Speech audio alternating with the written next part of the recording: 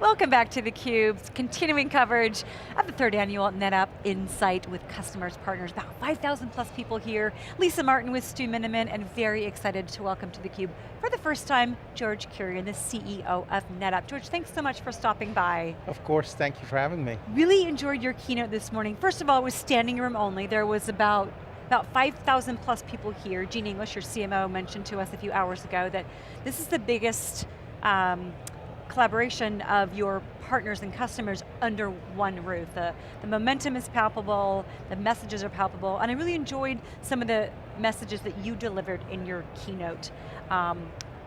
One, I'd love to get your perspective on the data authority and how NetApp itself has transformed in recent years to become that data authority. What does that mean from your C-level perspective? You know, we've always been in the business of helping our customers help make their businesses better with data. We used to do it strictly in the form of storage systems, but over the last few years, we have built a much more robust portfolio of capabilities, both technological as well as partnerships, to enable customers to use our technology wherever their data sits, whether it's in the edge of the enterprise or in the heart of the biggest cloud providers in the world. And we believe that the world will be a hybrid multi-cloud world because of the need for speed and efficiency in how IT delivers support to digital businesses. And our idea is to help our customers by using our tools to integrate all of their data for business advantage. So we see ourselves as someone who is really knowledgeable about managing customers' data in a hybrid cloud world. That's what we call data authority for the hybrid cloud. And you talked about this morning too, kind of early in your keynote, it sounded like you were addressing, NetApp has a massive install base, helping those customers understand those that weren't born in the digital age, they have to be there now to be relevant, to compete, to identify new service models. So I thought that was a very poignant message. But something that Stu and I were talking about is the four kind of pillars of digital transformation. Walk us through, for those that didn't have a chance to see your keynote, walk us through those four pillars, how NetApp is enabling customers to utilize them. Absolutely. We talk to our customers about if you're not a born digital business, you need to transform yourself, especially using your data to compete with these born digital companies. And there are four ideas that we shared with customers that are the cornerstones of such a transformation. The first is that digital transformation requires IT transformation. You know, business as usual in IT wouldn't cut it for the digital era. The second is an idea that was created by the Boston Consulting Group, which is that speed is the new scale. It's the hallmark of competitive differentiation and advantage in the digital world. You know, I was talking about the fact that Fortnite, a game that was created just a year ago, has now got 125 million customers or players. That wouldn't happen in the physical world. And the third is that because of the need for speed, you need to be able to take advantage of innovation sources anywhere, which creates the necessity to operate in a hybrid multi-cloud world where IT is enabling the business to access innovation everywhere. And finally, that while you're doing it, you need to think about your data, the critical asset that you have that the born digital companies don't, and how to use that, and you need to build a data strategy, which requires you to move from thinking about data centers to data fabrics. And so those were four key principles that we are sharing with our customers. Yeah, George, I think that's a great way to measure what's happening with digital transformation. I wonder if you can help us take a lens at NetApp itself. So when you talk about speed, NetApp has 26 years of experience. You've got over 10,000 employees. A company of this size and this heritage, you have some real strengths, but you're competing against some of those cloud native players.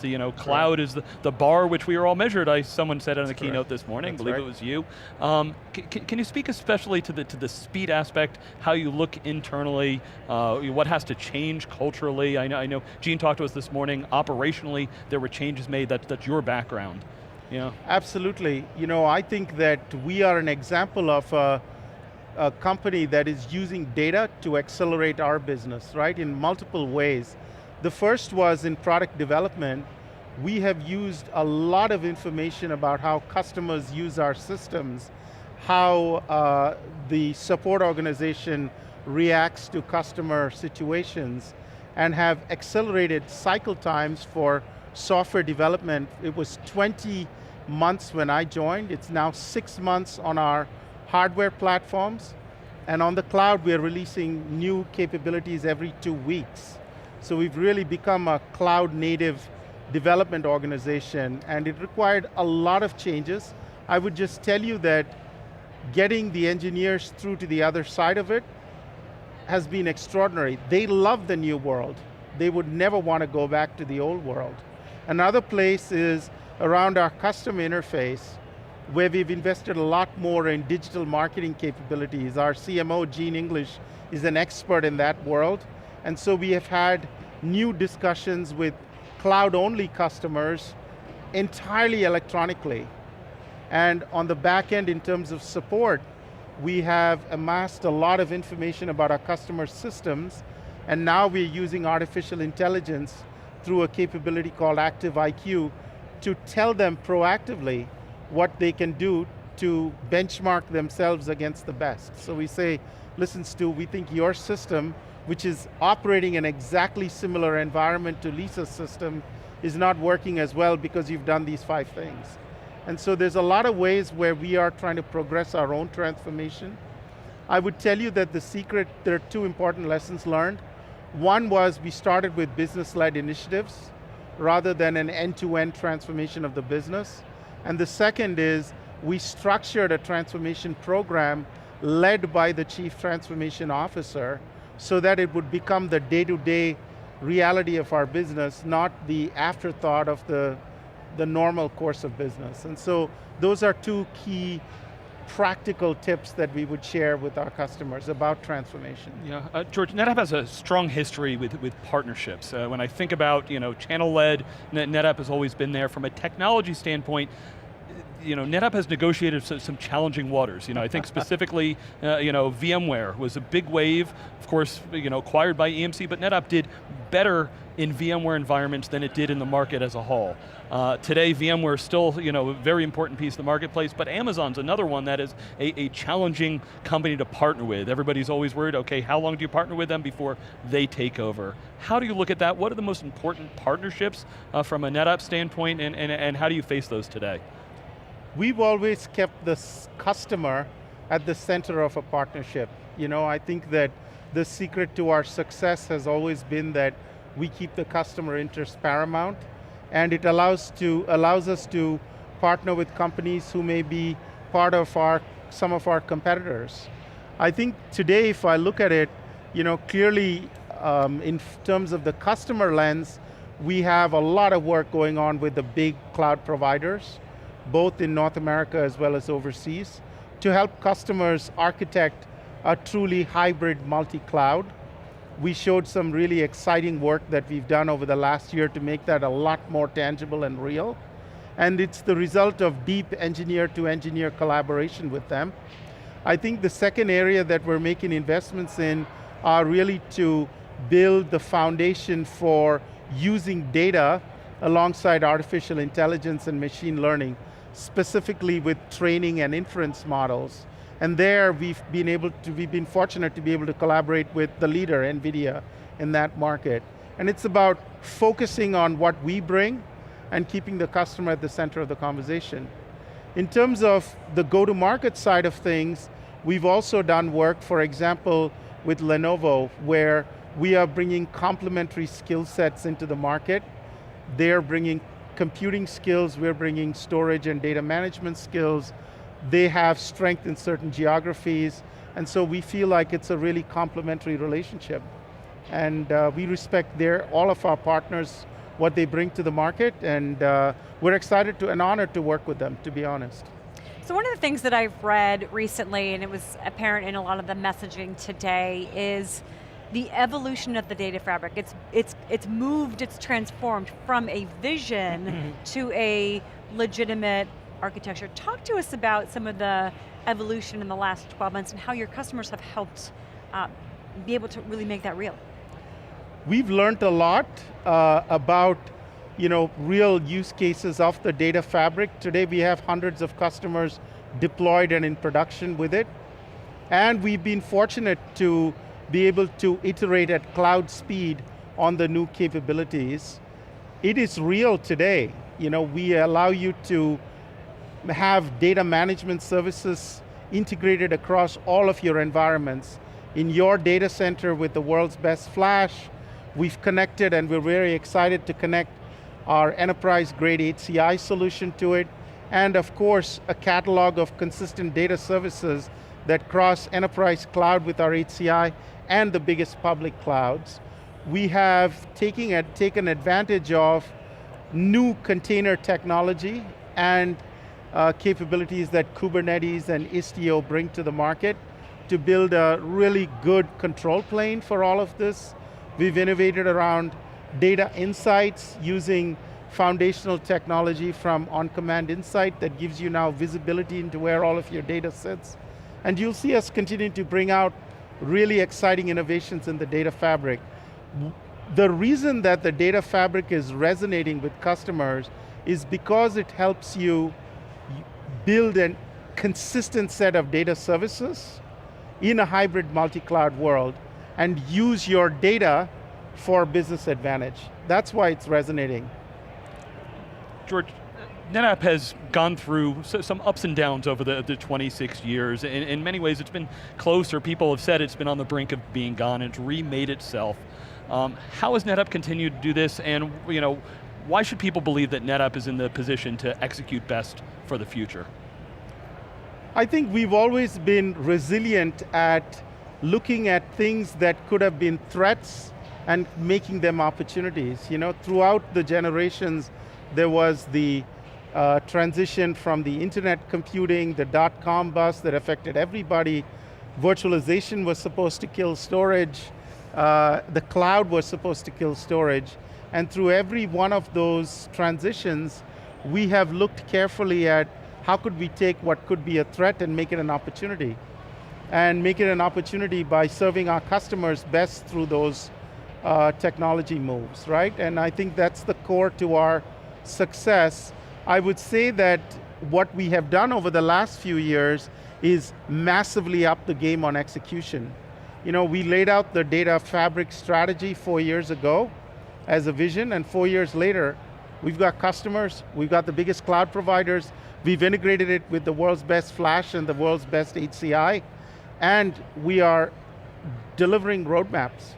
So I think that's really the promise of the new NetApp, right? We are really, really focused on, on execution.